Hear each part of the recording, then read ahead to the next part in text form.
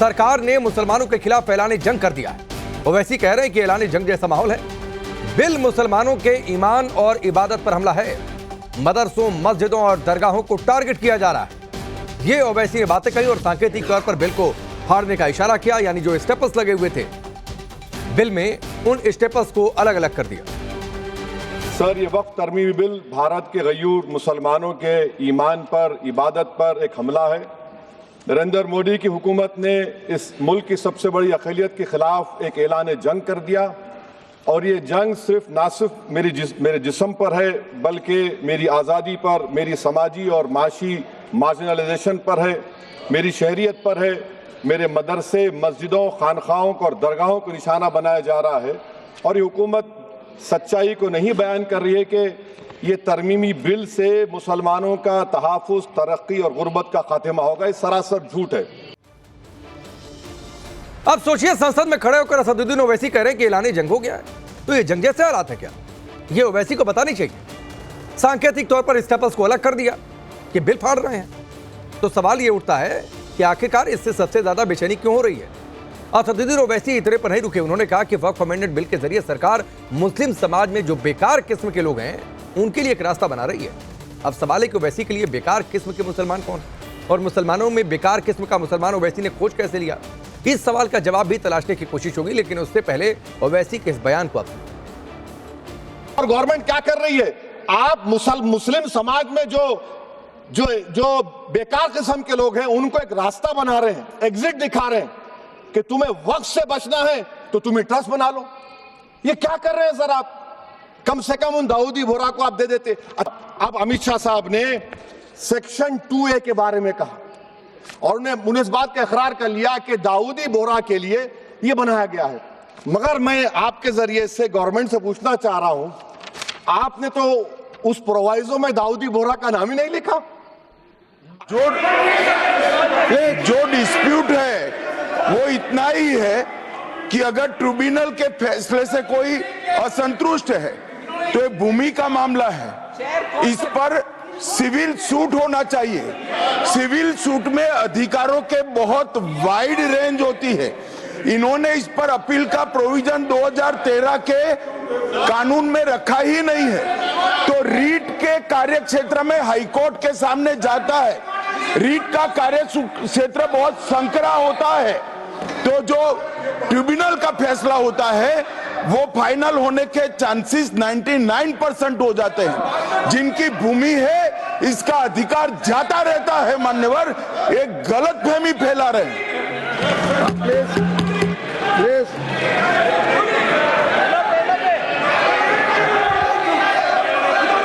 ये आप ही को दे रहे हैं, आप सुनते नहीं सर, आप ही को कह रहा हूं मैं।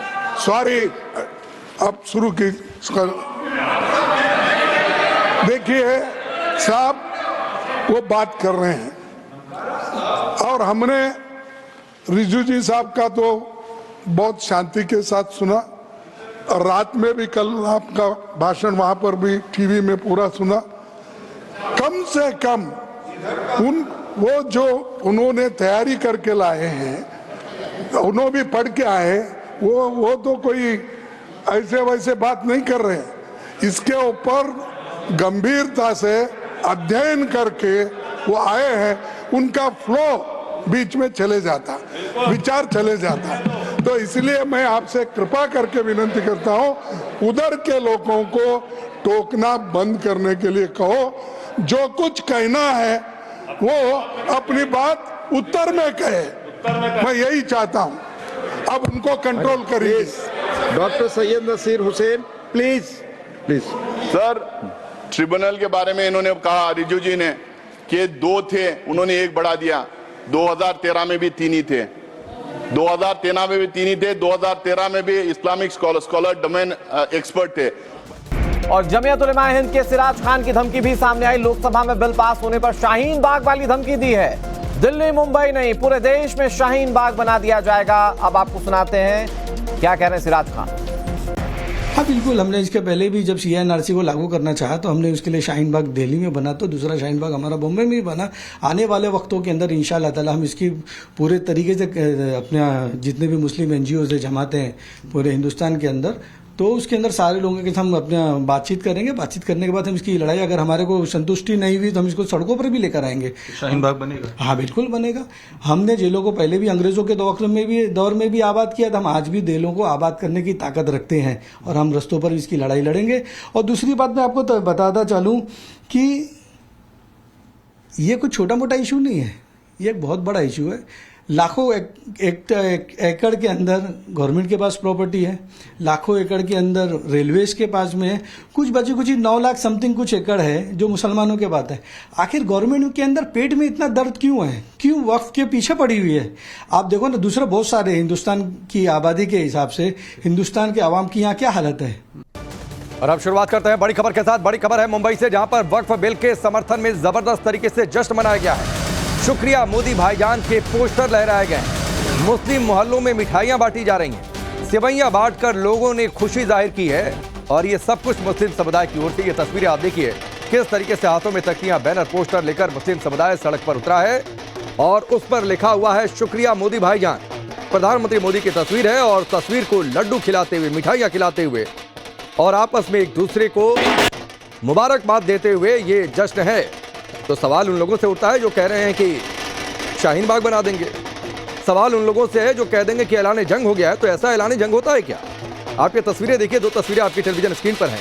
कल भोपाल में जश्न मनाया गया, ढोल नगाड़ों की आवाज सुनाई दी गई, लोग सड़कों पर उतरे और ऐसे लग रहा था जैसे कितनी बड़ी उपलब्धि हासिल हुई हो। और दूसरी तस्वीर आज की है।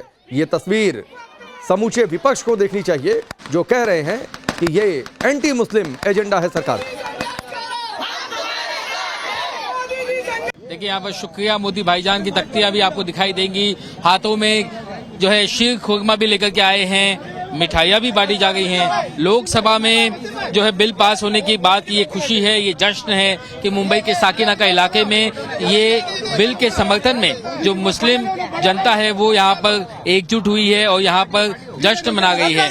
खीर शुरमा जो है आज कल हमने मुंबई के बोरीवली इलाके में इस तरीके का जश्न देखा था, आज मुंबई के साकिना का इलाके में। खास बात यह कि शुक्रिया मोदी भाईजान, ये जो तख्तियां हैं वो दिखाई दे गई हैं। अब मोदी जो है वो भाईजान भी हो चुके हैं। तो ये तख्तियां उन लोगों के लिए एक संदेश है जो कहते हैं कि मोदी जो है वो मुस्लिम विरोधी है, बीजेपी मुस्लिम विरोधी है। उनके लिए एक साफ संदेश है कि वो मुस्लिम विरोधी नहीं बल्कि वे मुस्लिम जनता के भाईजान है। और इस तरीके से कैसे जो है अपने भाईजान को यहाँ पर जनता शुक्रिया अदा कर गई है और यही वजह है कि शुक्रिया अदा करने के लिए वो यहाँ पर तख्तियां लेकर के आए हैं और शुक्रिया मोदी जान जिस पर लिखा हुआ है, शुक्रिया मोदी भाईजान जिस पर लिखा हुआ है। तो यहाँ पर कुछ महिलाएं भी है। क्या बात है, आज आप लोग शुक्रिया मोदी भाईजान की तख्तियां लेकर के आए हैं? हाँ बिल्कुल, हम शुक्रिया भाईजान कहने के लिए आए हैं क्योंकि जब भी महिलाओं के विकास की बात होती है तो मोदी जी ने हम लोगों के लिए जो सोचा है वो कोई नहीं सोच सकता है।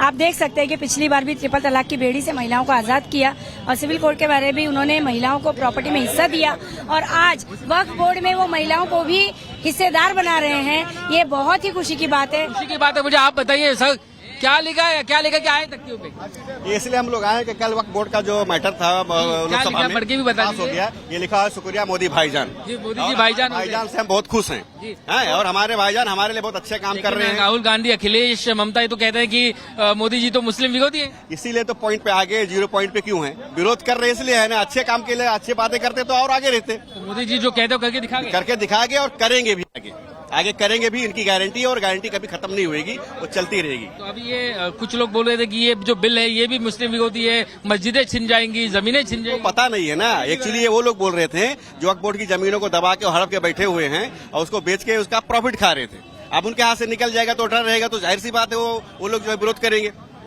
क्योंकि जो उनका आमदनी है वो बंद हो जाएगा। बिल से फायदा होगा मुसलमान को? बिल्कुल फायदा होगा, सेफ हो गया ना, मुसलमान को भी, सबको फायदा होगा, महिलाओं को भी। वक्फ बोर्ड का जो जगह है वो सेफ हो गया क्योंकि मोदी जी के हाथ में कोई भी चीज है वो सेफ है। शुरमा खाए थे, सिरखुरमा खाया, लड्डू खाया, दोनों खाया। आपने तो अपना मुंह मीठा कर लिया। कुछ लोगों को तो मिर्ची लग गई होगी, उनका जाने तो इसलिए खा रहे हैं कि और मिर्ची लगे, वो मिर्ची खाए, हम लोग मीठा खा रहे हैं। यहाँ पे एक चाचा भी देखिए, मैं उनसे भी बातचीत करूंगा। यहाँ पर आइए चाचा, बताइए आज आप मोदी भाईजान जो है ये लिख के आ गए, शुक्रिया अदा क्यों कर गए आप? ये जो हमारे जो बिल का जो मामला है इसको पास करने की वजह से इनकी जो सोच और जो अच्छी विचार हुआ है उसके लिए हम लोग आप लोग खुल करके मोदी जी को शुक्रिया अदा कर रहे हैं, लेकिन कुछ लोगों को हजम नहीं होगा। वो तो कहते हैं ये मुसलमान ही नहीं है जो उनको जानते नहीं है, जानकारी उनको नहीं है। इसलिए वो ऐसा बोल रहे हैं। अब आप बताइए कि ये कौन लोग हैं जो कहते हैं कि शुक्रिया अदा करने वाला मुसलमान नहीं है? ये तो कोई गलत बात है, ये कोई अच्छी बात नहीं है। कुछ लोग ये भी आरोप लगाते हैं कि आप लोग तो मैनेज किए गए, क्या पैसे से तो नहीं आए ना यहाँ? नहीं, मोहब्बत प्यार कोई बंदा नहीं आया है, बल्कि ये भी नहीं सोच के आया कि वहाँ मिठाई मिलेगा, सुरखुरमा मिलेगा। प्यार मोहब्बत से यहाँ पे आए हैं, वसीम भाई के जरिए से आए हैं। वसीम भाई हमारे प्यार मोहब्बत से आप लोग आए यहाँ पे। देखिए अभी जो है पटाखे भी यहाँ पे छोड़ने वाले लोग, मैं यहाँ पे तस्वीरें दिखाई दे रही है मुझे कि यहाँ पे कुछ लोग पटाखे लेकर के भी पहुंचे हुए। मैं आपको तस्वीर दिखा दूं एक बार, ये देखिए, ये वो खीर शुरमा जो आज यहाँ पे बट रहा है, आज सभी को खिला गए आप? जी सभी को खिलाएंगे, आप भी खा के जाइए सर। ये हमारी ईद है, आज बहुत खुशी का दिन है। कितने दिन तक ईद मना गए? इस बार तो इस साल की 2025 की ईद तो लंबी चल गई, चलती रहेगी सर। इस तरह से मोदी जी रहेंगे तो सब होता रहेगा सर। लेकिन कुछ लोगों का पेट जो है वो हाजमा बिगड़ गया है इससे। खिलाएंगे सर, हाजमा खत्म होने के बाद ये भी खिलाएंगे, इंशाल्लाह उनका भी पेट ठीक हो जाएगा कुछ। चलिए, जो लोग आप लोग तारीफ करें मोदी जी की, कई सारे लोग बोलते हैं कि ये तो भीड़ जमा की हुई है, मैनेज की हुई है, पैसे लेकर के तो नहीं आए ना? नहीं, पैसा लेके जो बोल रहे हैं वो खुद ही पैसे लेके जाते हैं, जब तो उनको ये पता है कि पैसे लेके भीड़ में जाया जाता है। वो गए होंगे जब तो ये उनको पता रहता है। अच्छा, उद्धव ठाकरे ने भी जो है वो वोट लिए थे मुसलमानों के, लेकिन अब उन्होंने भी जो है इसके विरोध में वोट किया है। विरोध में एक्चुअली क्या है ना, ये वोट बैंक है, वो ऐसा जताना चाहते हैं कि मैं मुसलमानों का बहुत हिती हूँ या बहुत उनके साथ में खड़ा हूँ, मगर ऐसा कुछ है नहीं। अगर होते तो आज तक ये वक्फ बोर्ड की प्रॉपर्टी पर जो भी आज का कब्जा किया जा रहा था, उनका बेनिफिट मतलब माफिया कमा रहे थे, उनपे वो बोले होते तो हम मानते कि हाँ भाई चलो उदय जी। आज मोदी जी जो है इतने प्रेमी हो चुके हैं कि आप लोग उन्हें भाईजान कह गए? जी भाईजान तो कहना पड़ेगा, जो इतना बड़ा तोहफा दिया है तो भाईजान तो कहना ही होगा। इतना बड़ा तोहफा दिया है तो भाईजान तो कहना पड़ेगा, ये कहना है। क्या बात है, आजकल मोदी जी को भाईजान कह गए, भाईजान हो गए मोदी जी? बिल्कुल भाईजान है ही ना, उन्होंने इतना अच्छा काम किया है, हम लोगों को इतना बड़ी सौगात दी है ईद के मौके पे, तो हम लोग खुश है ना। कई सारे लोग उनको गालियां देते हैं, जहरीला साहब, न जाने क्या क्या अनशन के। अरे उनकी जन्म कुंडली में विरोध करना भाई, इतना सालों से जब कुछ नहीं है ना तो वो लकीर पीटने आ रहा है खाली उनके। ये देखिए तस्वीर, देखिए यहाँ पर, ये तस्वीर देखिए, ये वो तस्वीर है, पटाखों की तस्वीर है यहाँ पर। ये देखिए पटाखे भी अभी यहाँ पे छोड़े जा गए हैं और ये जश्न जो है मनाया जा रहा है। इससे पहले जो है हमने मिठाइयाँ बांटते हुए देखी, शीर खुरमा यहाँ पे बांटते हुए देखा, और अब यहाँ पर जो है पटाखे भी छोड़े जा गए हैं। जश्न का माहौल है मुंबई के साकिरा का इलाके में। तमाम जो मुसलमान है वो शुक्रिया मोदी भाईजान के यहाँ पर तख्तियां लेकर के तो आई हैं, अब पटाखे भी छोड़ गए हैं। तो ये देखिए जश्न की तस्वीर, जश्न की ये तस्वीर देखिए टाइम्स नाउ नव भारत पर, ये खास तस्वीर किस तरीके से यहाँ पर मुंबई में जो मुस्लिम है वो जश्न मनाते हुए।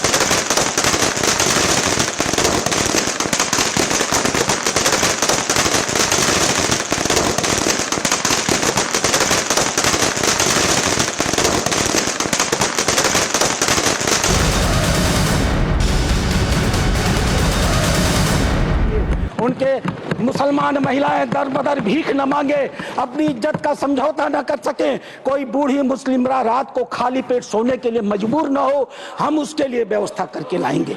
और वस्तुतः अध्यक्ष महोदय, वक्फ अधिनियम की जो ही माननीय गृह मंत्री ने घोषणा किया, पूरे देश में तूफान आ गया।